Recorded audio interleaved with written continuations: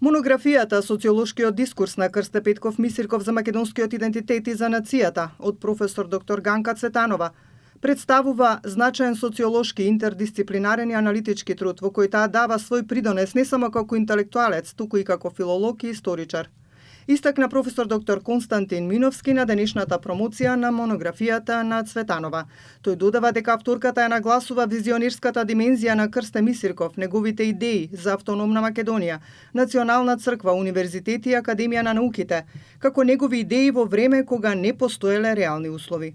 Авторката нагласува повеќе аспекти од значењето на Мисирков, при тоа го апострофира Мисирков како основоположник на македонскиот литературен јазик и правопис со неговото капитално дело за македонските работи. Исто така оваа книга се прикажува како програмски документ со повеќе слои на вредност, историска, култура, јазична, политичка. Авторката аргументирано истакнува нејзината улога како Библија на македонците, која постојано се препрочитува и служи како темел за националната самосвест.